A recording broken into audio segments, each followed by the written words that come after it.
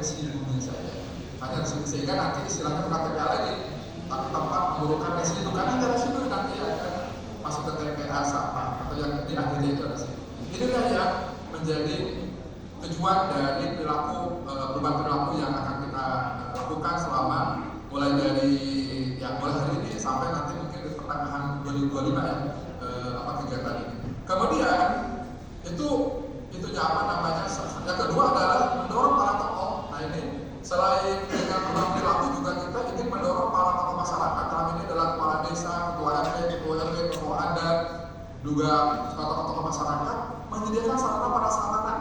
Karena tidak mungkin ya misalnya dinas RK sampai menyediakan sarana prasarana sampai level RT RW, rasanya berat begitu ya.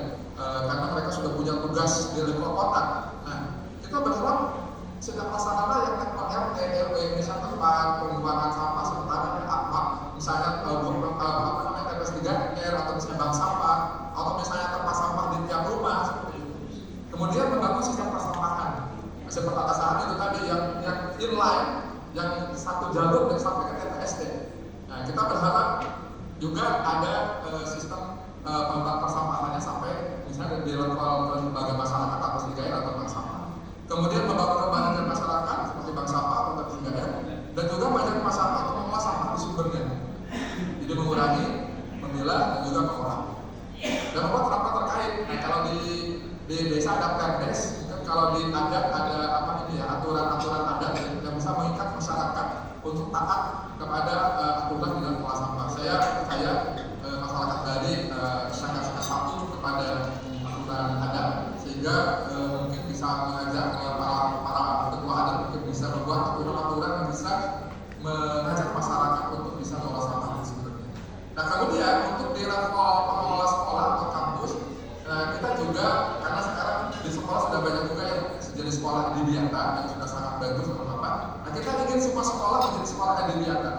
Semua sekolah punya program pengolah sampah, mulai penyediaan sarana prasarana, kemudian membangun sistem persampahan yang terintegrasi dengan TPSD, atau membangun sekolah bank sampah di sekolah atau di kampus bisa seperti itu.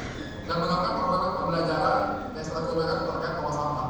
Jadi kita ingin ada juga ekstrakurikuler di sekolah itu yang berkaitan dengan pengolah sampah. Nah, ini yang kemudian kita dorong perubahan perilaku ini. Jadi pada level masyarakat, pada level tokoh-tokoh masyarakat, dan juga pada level lembaga pendidikan. Bapak sekalian, pesan kuncinya ada 4 secara umum. Yang pertama adalah sisi pengolah sampah dari tingkat level tadi kurangi, pilah, olah sampah, kumpul dan angkut, kemudian olah terpusat. Kemudian mengurangi sampah, kemudian minim sampah. Nah, ini yang nanti akan disampaikan oleh para PKN yang fasilitator dan PKN bagaimana mulai misalnya anak-anak sekolah tidak membawa botol plastik ya, tapi bisa bawa tumbler sehingga tidak menghasilkan sampah plastik, bisa seperti itu.